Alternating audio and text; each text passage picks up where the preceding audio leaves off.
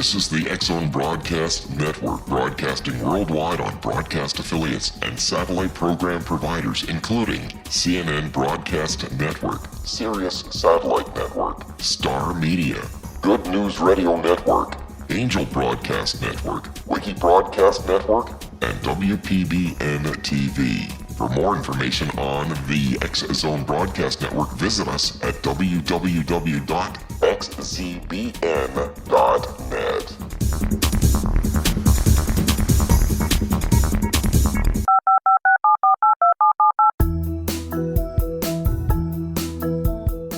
Did you know that when you're on the road with limited data or Wi-Fi, you can still listen to the X-Zone Radio Show with Rob McConnell, The Science of Magic with Gwilda Wiyaka, X-1, Dimension X, Space Patrol, and every minute of the X-Zone Broadcast Network by calling 213-401-0080, courtesy of Audio Now.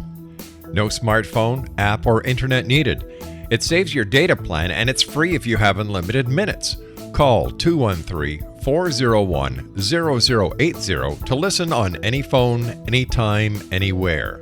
Remember 213-401-0080 for the best of the paranormal, parapsychology, and sci-fi radio programming anywhere, 24/7, 365.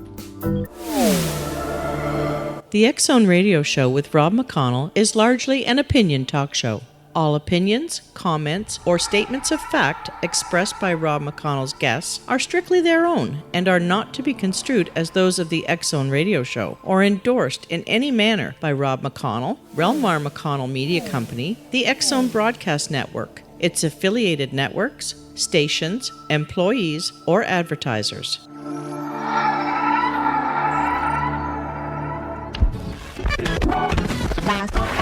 All Hit Radio.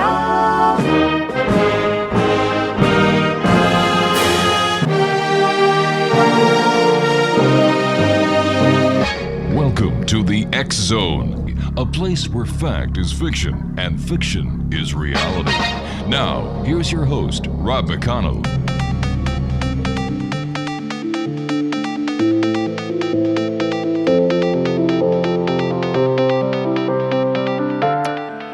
And welcome back, one and all. This is the X-Zone. I am Rob McConnell. We're coming to you from our broadcast center in Hamilton, Ontario, Canada, and around the world on the X-Zone Broadcast Network, on the Digital Satellite Network, on the Digital Radio Broadcast Network, Wiki Broadcast Network, Talkstar Radio, and TalkStream Live, and many other independent affiliates and satellite programming providers. If you'd like to send us an email, studio@xzoneradiotv.com, on all social media sites, X-Zone Radio TV, and our main website where you can find out what we've been doing, what we are doing, and what we hope to be doing at www.xzoneradiotv.com. X-Zone, my guest this hour is a lady that we've had the pleasure of having on the show before. Her name is Elizabeth Koehler-Pentacoff, and she is the author of a very fascinating book, The Missing Kennedy, Rosemary Kennedy and the Secret Bonds of 4 Women. And her website is www.missingkennedy.com. Now, throughout her childhood, our guest this hour, Elizabeth Koehler-Pentacoff, frequently visited Rosemary Kennedy, President John F. Kennedy's sister. Why?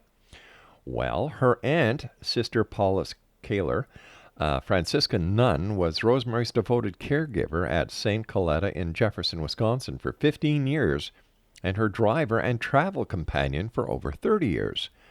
The Missing Kennedy chronicles Rosie's life along with that of the author's aunt, and delves into similarities between the two families. It includes many never-before-seen private photos, Kennedy quotes from the author's interviews, and information about Rosemary and her famous family. The book delves into Rosemary's misdiagnosed condition, why her father sought an experimental brain surgery that was done without his wife's knowledge, how he kept the fact hidden from the rest of his family for over 20 years, and what Rosemary was actually like after the lobotomy.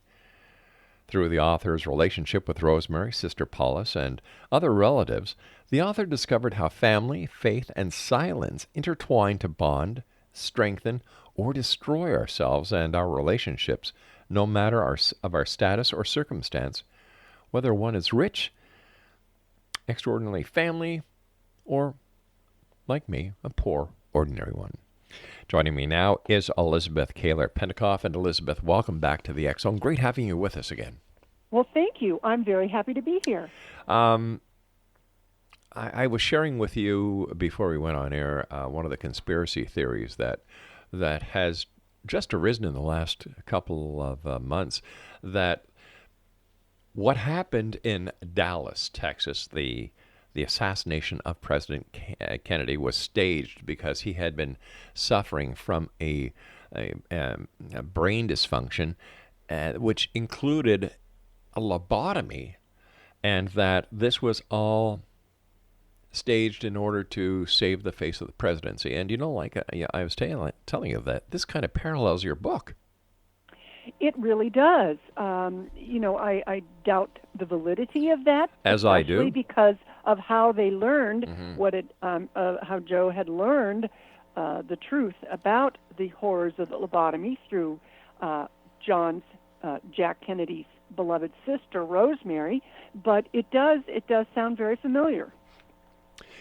Plus, the conspiracy theories abound, and in today's technological age of instant information, I think there's more misinformation than there is credible information. In fact, I've said this many times on my show over the past 25 years, that the internet is the largest septic tank that mankind has ever created.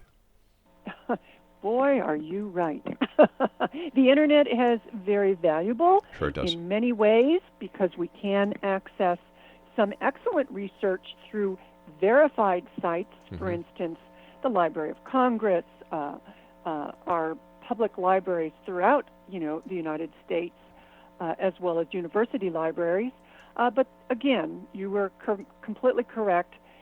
Anybody who's anybody can post whatever they like on the internet, and often that arrives in a lot of misinformation, lies, and unfortunately, bullying and hatred.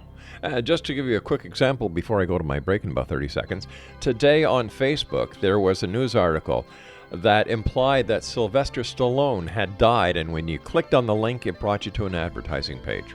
Oh, no. Yeah. Exonation Elizabeth Koehler-Pentacoff is our special guest. Her website is missingkennedy.com, and we'll be back on the other side of this break talking about her book, her relationships, and much more. Don't go away.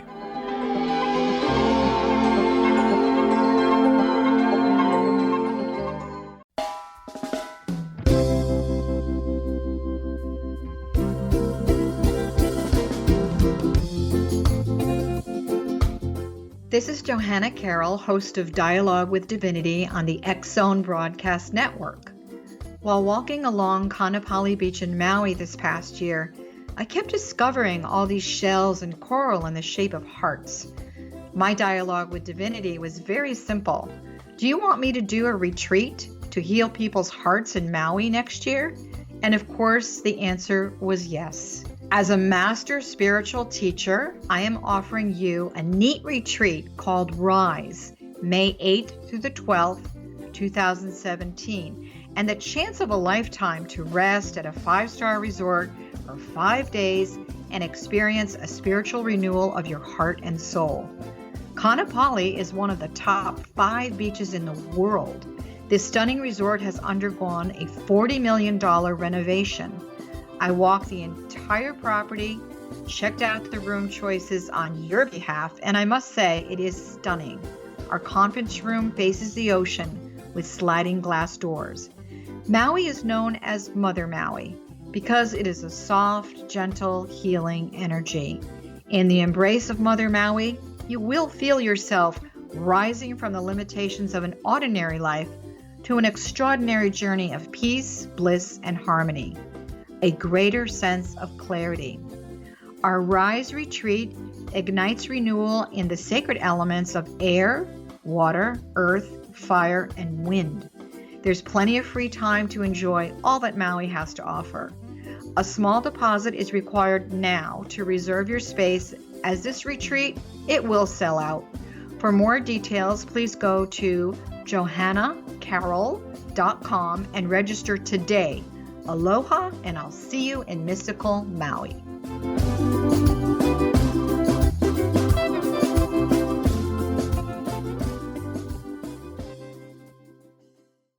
How would you like to be able to read other people's minds? Well, the next best thing is here. When you know how to read a person's name, you know how the person thinks, feels, and behaves. Each letter in our name holds a key to unlock our true essence. Our name contains both our gifts and challenges in this lifetime. Mnemology science discovers personality secrets hidden in the placement of the letters of our names, including the first and last impression people remember about us. Sharon shows us how to interpret the arrangement of letters as outlined in her book, Know the Name, Know the Person. Sharon Lynn Wyeth created mnemology science after 18 years of research and testing her theories, and has supported thousands of people around the world in understanding themselves and others better. You'll enjoy Sharon's unique teachings as she shares her system to learn the gifts behind your given birth name. Even if you don't like your birth name, there are jewels in this book. If you're thinking of changing your name, ready to name your child, or wanting to get along better with others, this is the book for you.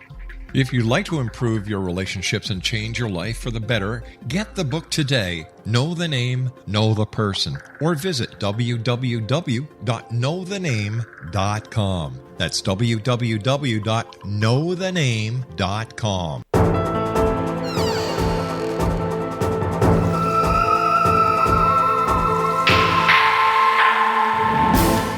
And welcome back, everyone. My very special guest this hour is Elizabeth Koehler-Pentacoff. She is the author of a very fascinating book.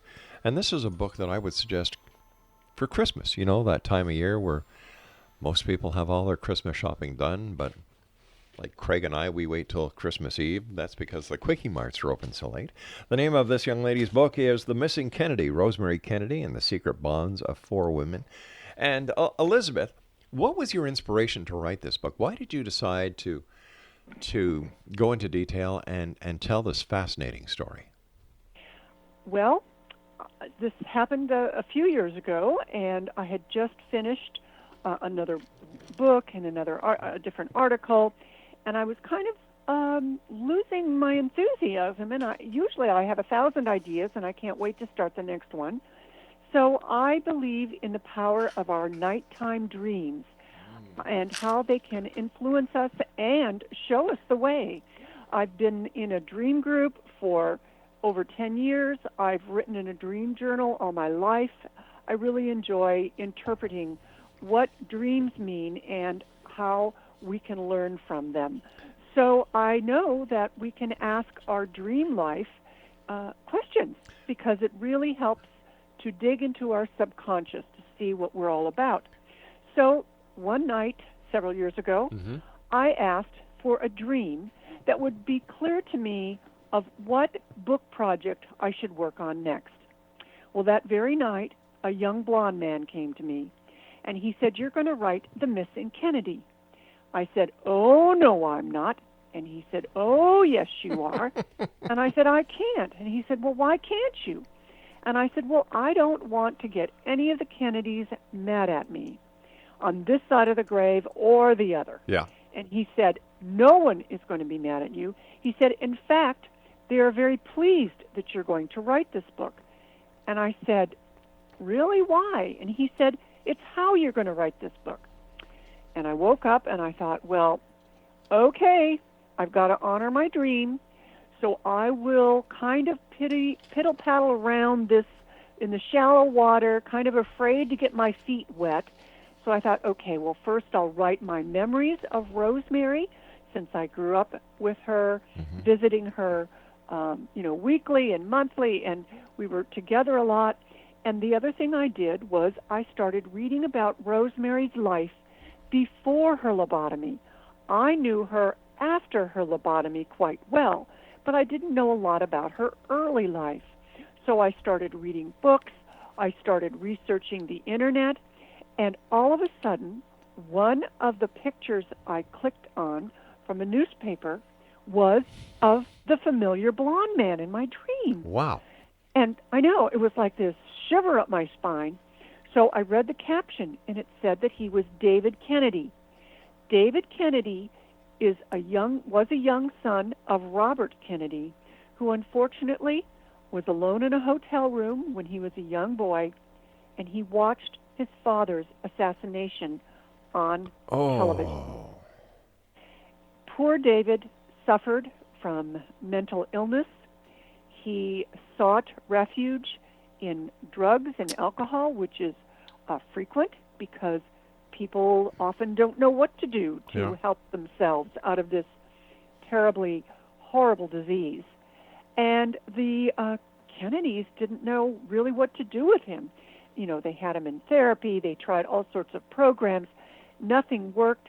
He was in and out of jail. You know, he had a record. Of course, the family was very embarrassed by him.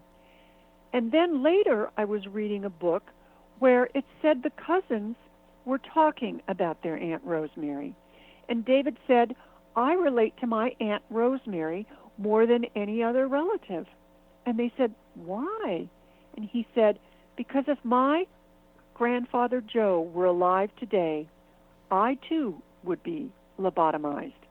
And unfortunately for David, he died at a very young age from an accidental drug overdose.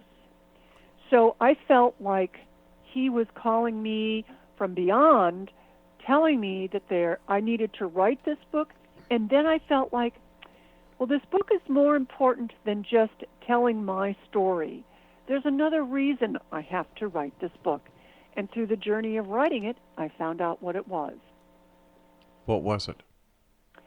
It was that Rosemary suffered from mental illness, and while she was suffering from it, when I was growing up, my family had suffered from mental illness. My mother's aunts and my uncle had depression. One aunt was diagnosed with schizophrenia. Oh my gosh.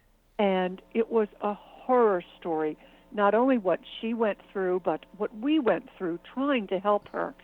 And so we had kind of a parallel story in a way. And I realized that today, mental health in our country still has huge problems. We do not give it the consideration it needs. We need to erase the stigma from mental illness because mental illness is a disease. It is. And yet it's treated as society's dirty little secret. We can't talk about it. And if you cannot talk about it, you cannot address it. Exactly. Yeah. And being in the whole silent world of not only in Rosemary's era, she was born in 1918 and grew up in the 20s and the 30s, and she had her surgery in 1940. But even in the 60s, when my aunt was dealing with it, and we were all dealing with this, it was silence. I was not even to say anything about my Aunt Zora to anybody. She was erased from any talk at all because it was so secretive, and she was whispered about. I want to tell you a little story. Going back into the 50s in Montreal, where I'm originally from, the CIA was conducting experiments at the Allen Memorial Hospital under the code name MK Ultra. Yeah. My mother was a unwilling participant of those experimentations. So I can fully understand and I fully appreciate, and I have been an advocate of getting mental illness to a point where it has to be dealt with. My mother, God bless her, she's 86. She went to the Allen Memorial for migraine headaches. Right. And she was subjected to the experimentation that the CIA was conducting under the leadership of Dr. Edward Ewan Cameron, who was the head of the Department of Psychiatry in Montreal. The Allen Memorial Hospital is part of the Royal Victoria Hospital, which is McGill University training hospital. So, it was very nice at the end, when the media and the actions of the CIA operating in Canada with the full approval of the Canadian government was established, my mother got a letter from Dr. Cameron apologizing. A little late. A little late. And, people don't realize that mental illness can be caused by so many things. Yes. From, hereditary illnesses, from psychological illnesses, from natal illnesses, trauma, PTSD, stress, that it has to be addressed. And I don't understand why society is so lackadaisy on this issue, why it is still in the closet. I agree. Part of it is it's not a sexy disease. Nobody has put all of their time and effort, celebrity-wise, behind it. Glenn Close has stepped out, which is really excellent. But we need more larger names, bringing donors. There should be, ads on television about it. There should be, a whole campaign. We should have, walks for this cause. And, there was a time in the 70s, Rosalind Carter worked very hard for this. Yes. A lot of the institutions that were problematic, I will say, did close. But what was supposed to happen were that every community was supposed to have a specific mental health center, a service, which picked up the pieces from where the institutions left off. And instead, the 80s came along, and it was the me generation. And everything was wiped out. Everything that she had done, all the funding, all the legislation, anything that was going anywhere stopped because people said, nope, we don't want to give money there. Politicians said there's no money in this. We're just going to forget it and back burner it. And guess why we have such a huge homeless problem? Guess why we have such serious mental illness where people are shooting at each other every day? I mean, most of our mentally ill, suffering people are in prison. A third of our homeless population have undiagnosed and untreated mental illness. So something needs to be done, and we need to start raising our voices and proclaiming it so. And yet we still have all these men and women who are, in my opinion, hero warriors that are coming back from the different wartime theaters that are coming back with mental problems, mental issues, including PTSD and so on, that they did not leave with. And they are just being left out to, what? They sure are. They're being left out to hang, and nothing is being done. And it's, I'm very fearful. I'm very fearful that we're moving into a darker time. So I think that it's important for each one of us in our, non-famous and non-rich ways, as we are, we can do something about it on a smaller scale. We can, act with our actions and our words, be thoughtful and kind and empathetic. And we can inspire others by, if you are on Facebook or Instagram or anything, you need to use your person, your being, to make positive statements regarding empathy for anyone who suffers from this disease. We need to erase the stigma, and we need to bring it to our politicians' sensibilities, writing letters, calling politicians, telling them how much we need to help anyone who either suffers or family members who are dealing with this. I've always said that if you're not part of the solution, you're part of the problem. And we need more people getting involved so that we can eradicate this veil of, or this cloak of invisibility that we put over the mental problems that society are facing. It's just going to get worse instead of getting better. Yeah. You and I have to take our break. We'll be back in 2 minutes after the news. Exo Nation, my guest this hour is Elizabeth Koehler-Pentacoff. Her website is www.missingkennedy.com. That's www.missingkennedy.com. And we'll both be back As we continue this conversation, and we're going to get back to the book, and because there are so many questions, who, what, when, where, why, we'll find out to the best we can within the hour. And as I was saying before, this is the Christmas season.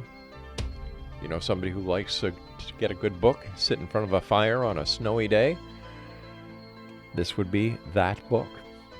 The name of the book is The Missing Kennedy, Rosemary Kennedy and the Secret Bonds of Four Women. And once again, www.missingkennedy.com. I'm Rob McConnell. This is the X Zone. Don't go away.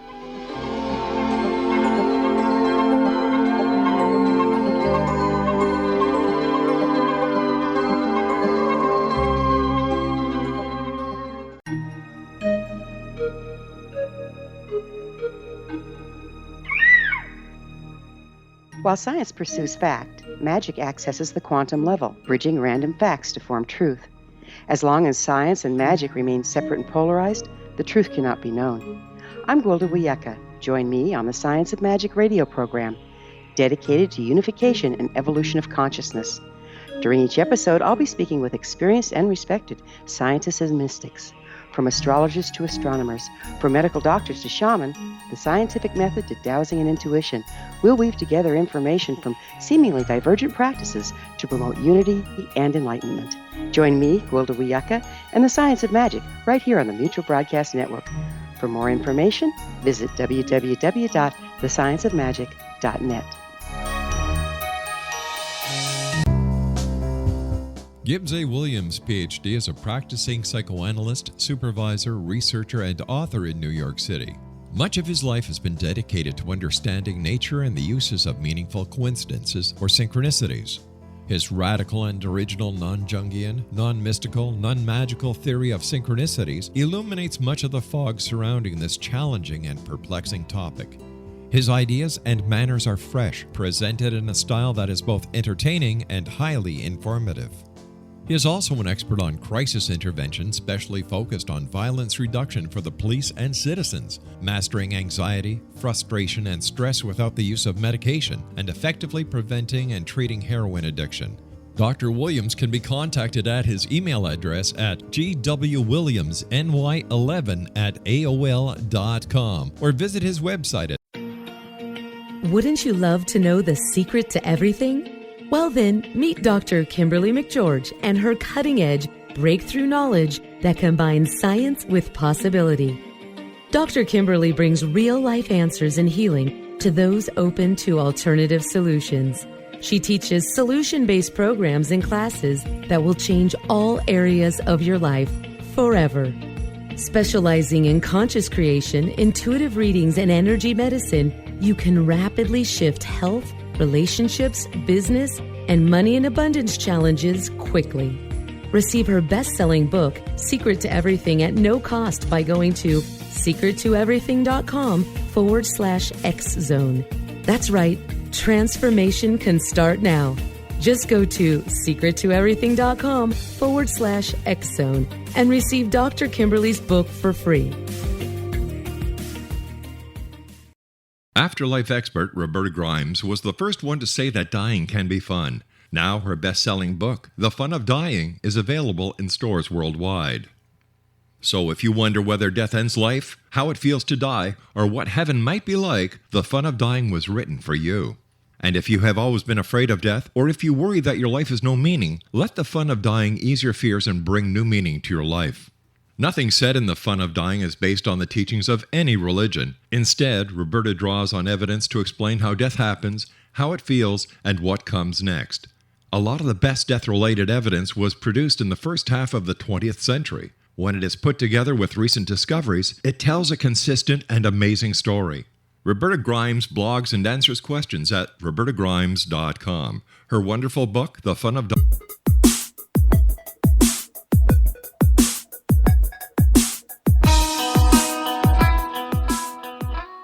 Welcome back, everyone.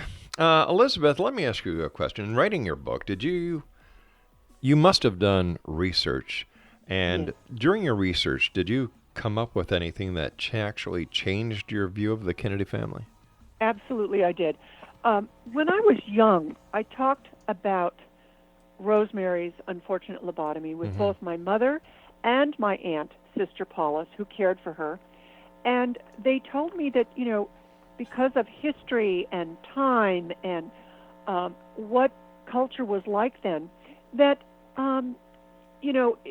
it really wasn't all of Joe Kennedy's fault what happened. And I carried with me for many years I would call it almost hatred of Joe, and a strong dislike for Mrs. Kennedy, too. I faulted her as well. It wasn't until I started reading about exactly what mental health was like in the 20s and 30s and 40s, how our culture treated everybody.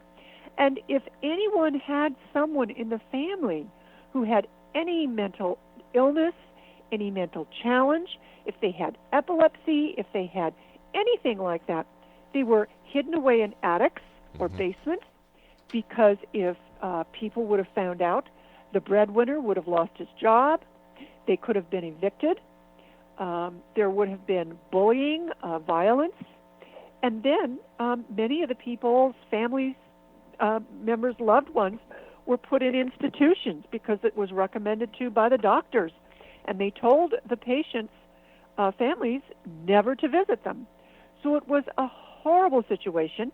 And as you pointed out, war causes more mental illness and trauma because of PTSD, which, of course, they had no idea what that was back then. That's right. So it was a desperate situation.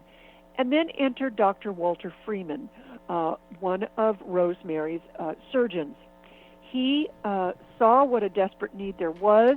He attended a conference in Europe where he found out about the lobotomy.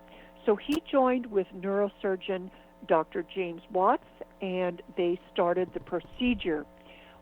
Unfortunately, Dr. Freeman suffered from pretty severe mental disabilities himself.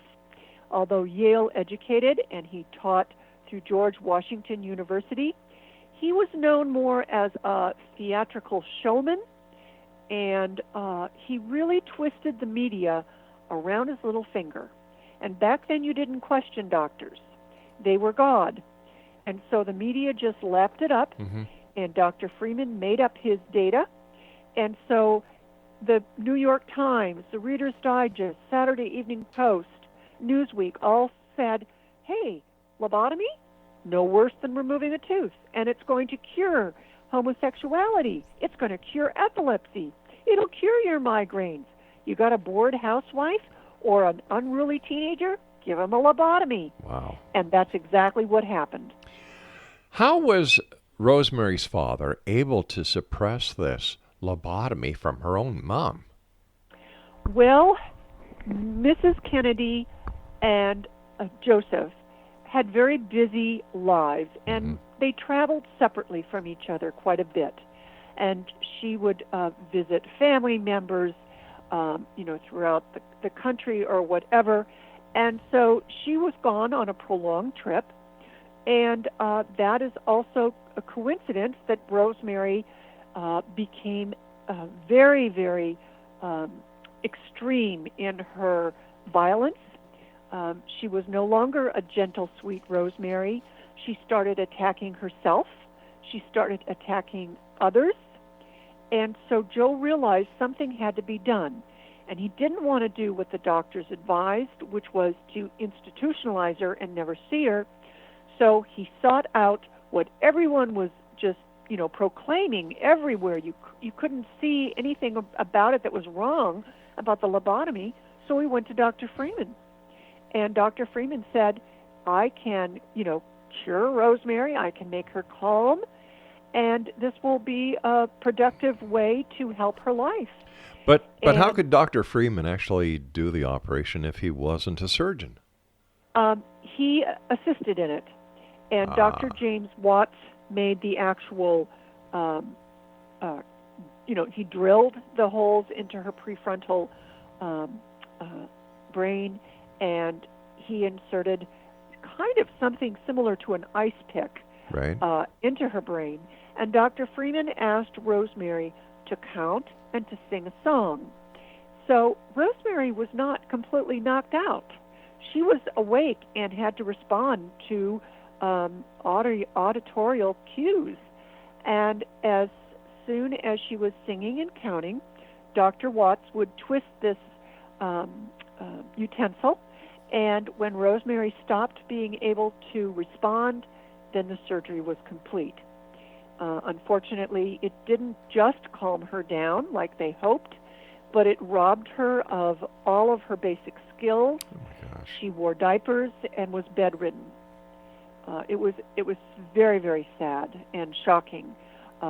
So when the older members of the family came home from their trips in their college, Joe said that Rosemary had worsened, which is partly true, she had, but he didn't tell any more of the story, and he said that she had to be institutionalized, which she did have to be. So Mrs. Kennedy was a very Victorian woman. She grew up with a mother who was very Victorian, and the husband pretty much ruled the roost. And so Mrs. Kennedy had to accept it, and she dealt with it by her very conservative Catholic faith, and that helped her through all of the tragedies she had to endure. If Rosemary's story was happening today, Elizabeth, how would it be different surgically, educationally, and socially? Well, first of all, I don't think that Joe would have even attempted it, because there would have been scientific studies, and it would have proven it to be a foolhardy thing to do, and he would not have attempted it. I think he would have gone to many doctors. I think that today women have more of an equal relationship with their husbands, or at least in the United States we hope they do, and so that there would not be a great cover-up as well. As well as, back then the media would kind of wink and nod and not report everything. Right. If they were told not to, especially through politicians, of course, and that would not be tolerated today either.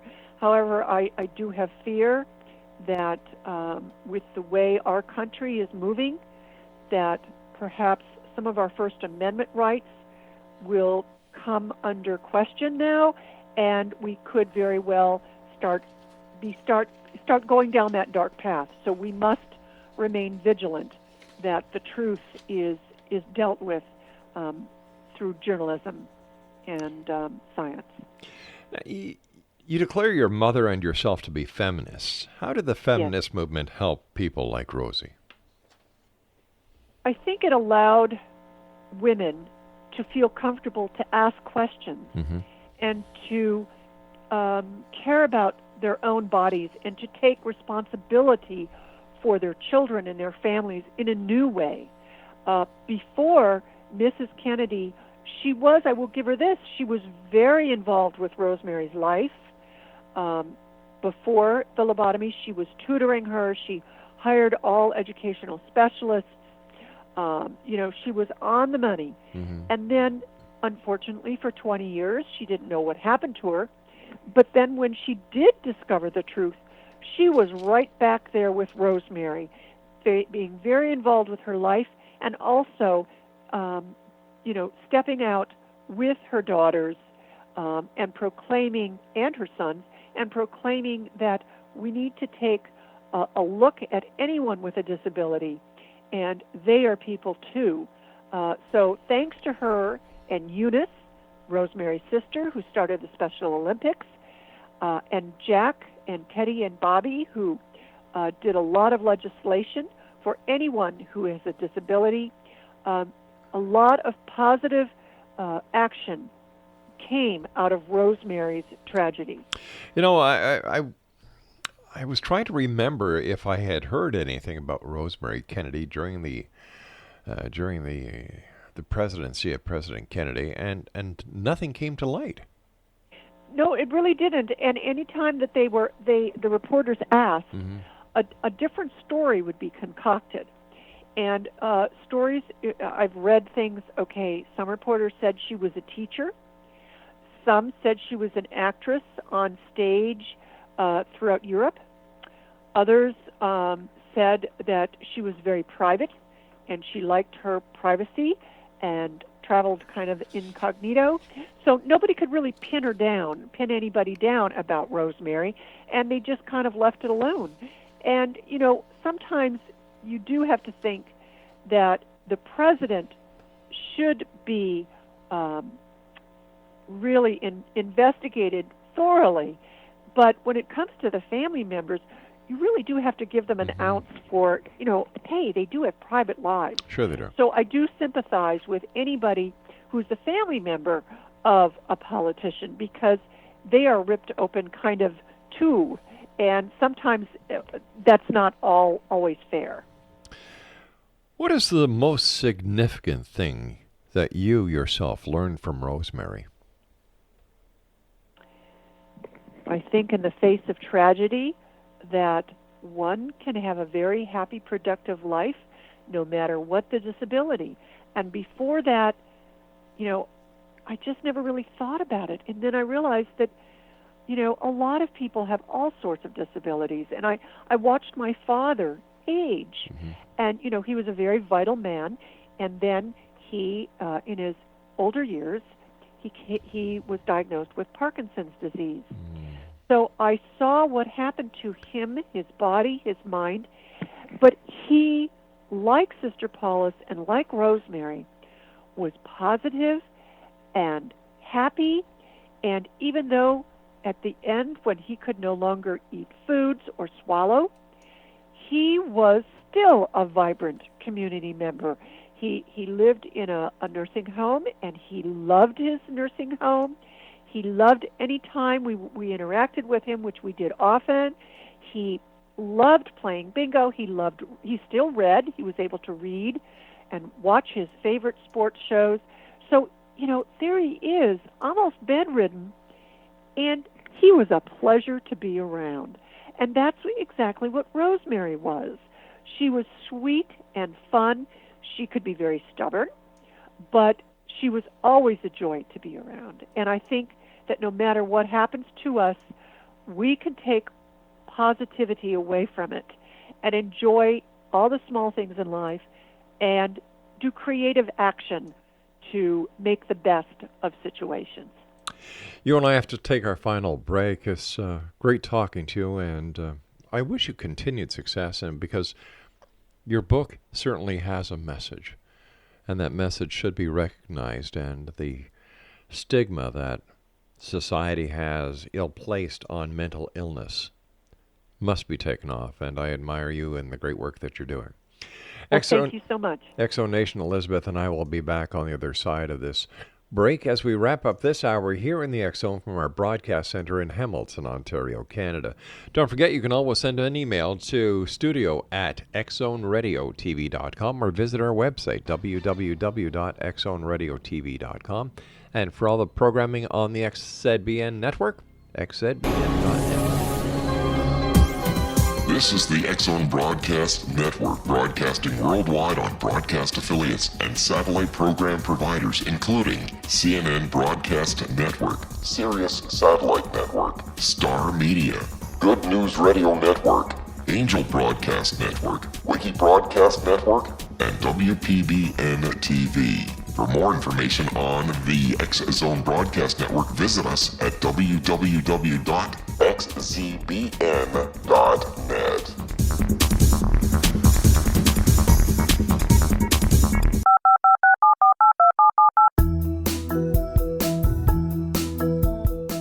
Did you know that when you're on the road with limited data or Wi-Fi, you can still listen to the X-Zone Radio Show with Rob McConnell, The Science of Magic with Gwilda Wiyaka, X-1, Dimension X, Space Patrol, and every minute of the X-Zone Broadcast Network by calling 213-401-0080, courtesy of Audio Now.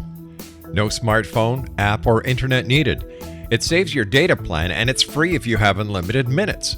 Call 213-401-0080 to listen on any phone, anytime, anywhere. Remember 213-401-0080 for the best of the paranormal, parapsychology, and sci-fi radio programming anywhere, 24/7, 365.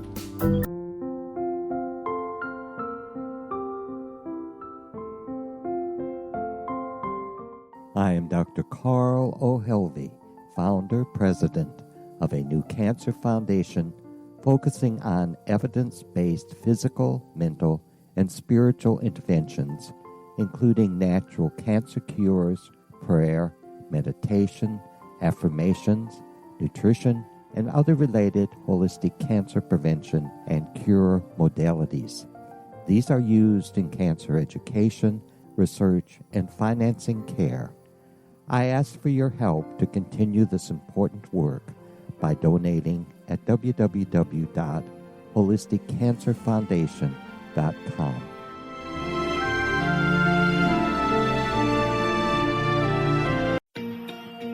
Wouldn't you love to know the secret to everything?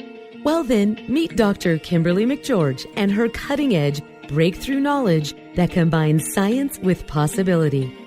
Dr. Kimberly brings real-life answers and healing to those open to alternative solutions. She teaches solution-based programs and classes that will change all areas of your life forever. Specializing in conscious creation, intuitive readings, and energy medicine, you can rapidly shift health, relationships, business, and money and abundance challenges quickly.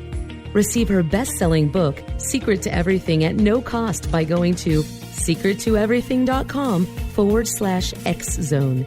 That's right, transformation can start now. Just go to secrettoeverything.com/X-Zone and receive Dr. Kimberly's book for free.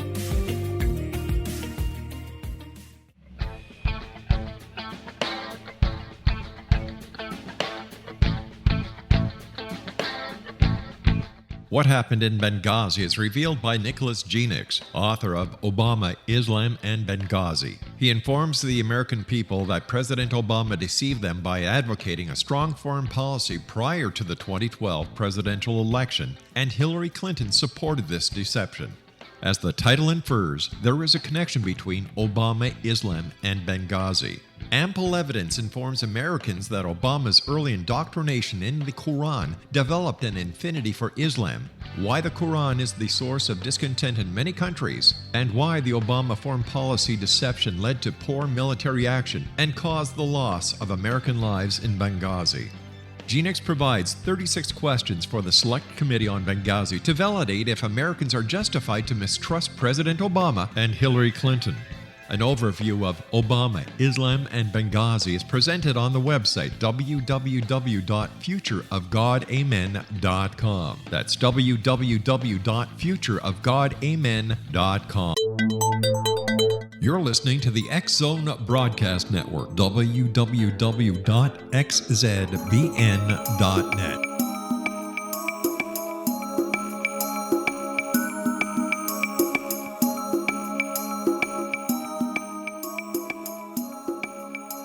Exonation. Welcome back. Elizabeth Koehler-Pentacoff is our special guest, and she is the author of a very interesting book. A book that has a very deep and very important message. The name of her book is The Missing Kennedy, Rosemary Kennedy and the Secret Bonds of Four Women. Who were the four women that you refer to in your title? Excellent question. It is Rosemary, Sister Paulus, cared for her, myself, and the very formidable and ambitious Youth Kennedy Shriver, and I admire her greatly. She was married to Arnold Schwarzenegger, right? No, but close. Her daughter Maria was. Oh, right. I'm sorry. That's okay. Annie, why'd you do that, Annie? Well, the Kennedy family is so big, it's hard to keep track of who is married to who, and which one's the sister, and which one's the mother and the father, and on and on. What is it that you would like people to take away from your book? That do not suffer whether you have a mental disease or a disability, or you have a family member with one, do not suffer alone. I think that, today we have an excellent organization called the National Alliance of Mental Illness, NAMI, NAMI.org. They are spread throughout the universe, and they have chapters in all sorts of different towns and communities. And I know friends of mine who have family members who suffer from belong. I actually belong too, but my friends go to their meetings, and really it saved their lives because they can hear from other parents and other family members on coping mechanisms, not only for themselves but for their loved ones who suffer. And so I think that this is something that we should all be involved with or help with. Another thing I want people to take away is that, okay, the Kennedys, yes, they were rich and famous and they did a lot of good, but that doesn't mean that you and I can't do good too, just because we're poor and not famous. So we can do a lot with our time and energy. And another thing is to take care of ourselves and our family members, because, as you were mentioning, there are many causes of mental disease. And, okay, you and I may not be suffering from this right now, but, how do we know what trauma or tragedy might befall one of us or our family members? And that trauma may cause a mental disease, such as depression or something like that. And so we need to take care of ourselves and our family members. You can do this in so many ways. You can do this by practicing gratitude every day. Even when I'm only just, down in the dumps, which is nothing like depression, which is overwhelming, I can cheer myself up by just thinking of 3 things that I'm grateful for, right this very moment.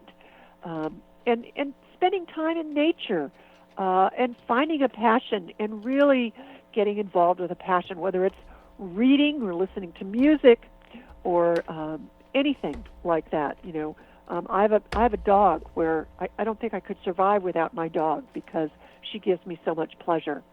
And eating right and exercising. Those are the practical things.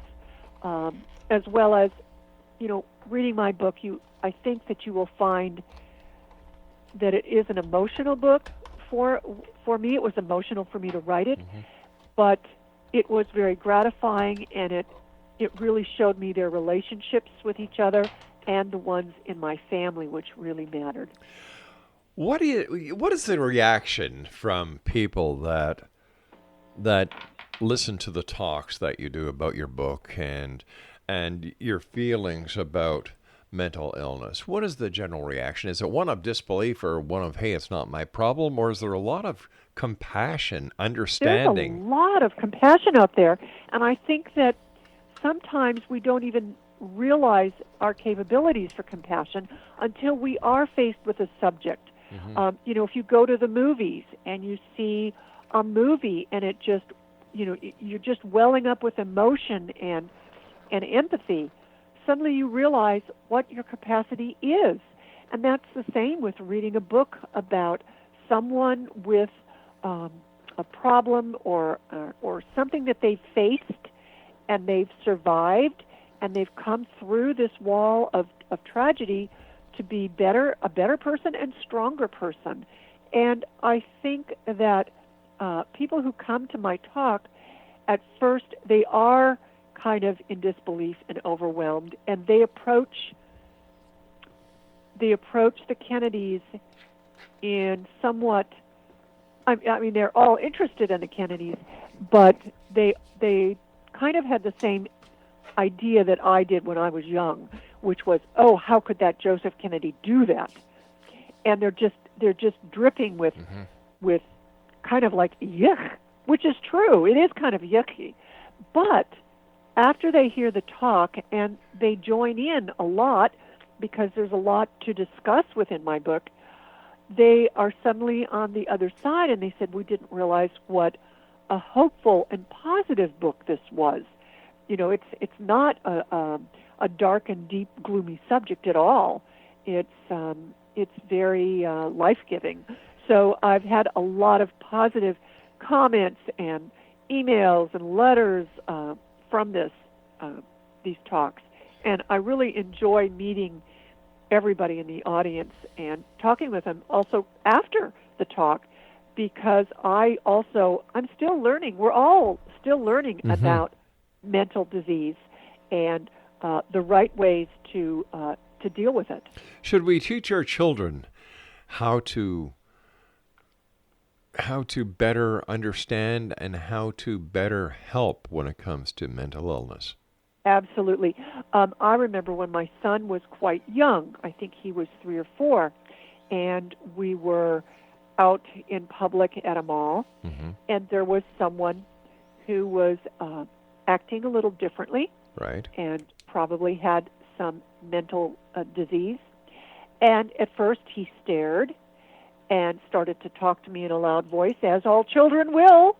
The kind of comments where they may make, to a fat woman or a pregnant woman, "Oh, Mommy, look at how fat that lady is." I mean, you have to take your child aside and you talk with them and you say what is polite and what isn't, and why we should be compassionate for if someone is overweight or if someone is disabled or acting differently, and how we should approach them and how we should deal with it. Most people don't want to be singled out for anything with the difference. And, to show them by your own actions. If someone needs help and you need to open the door, you are polite, as you would with anybody. With an armful of packages, what would you naturally do? You'd open the door. Well, that teaches your youngster, no matter what the age, that what you do for people that's a good thing. And that's exactly what you should do with your child. And encourage talking feelings around the dinner table, while maybe if you see something in a TV show or a movie, or even if you see something negative, like the news will be on, and if someone famous does something to make fun of someone with a disability, or anything like that, you immediately, you pause it, the television, you turn it off, whatever, and you have a conversation with your family at that moment of it happens. And I guarantee you, if you do this, you will have empathetic and loving children. Where can people buy a copy of your book? Virtually anywhere. It's now available in paperback, so it's getting, I don't know, it's very reasonable cost. You can get it on any of the online sources that you normally would, Amazon, Barnes & Noble. Right. And I encourage everybody to visit their independent bookstore in their own community, because independent bookstores really take the time and the care to nurture readers and nurture authors and nurture everybody. They have wonderful community events. They're also available there, and if they don't have it on the bookshelf, they can always order it. We've got about 60 seconds. What are your final thoughts for the listening audience of the X-Zone Nation tonight? No matter what kind of tragedy or negative happening in your life, know that you can get through this, that you are stronger than you think you are. And you're not alone. And you're not alone. Elizabeth, thank you ever so much for joining us. To you and your family at this very wonderful time of year, a very Merry Christmas, and I wish you success, love, joy, and happiness in the many years to come. Thank you for being with us tonight. All right, thank you so much. My pleasure. X-Zone Nation, our guest this hour has been a lady who wrote a very fascinating, interesting book that we can all learn from, Elizabeth Koehler-Pentacoff. And her website is missingkennedy.com.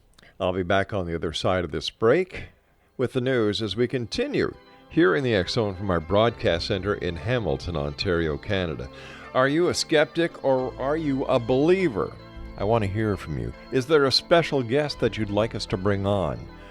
Is there a special topic you'd like us to discuss? Whatever it is, send me an email, studio@xzoneradiotv.com. I'm Rob McConnell. I'll be back. Don't go away.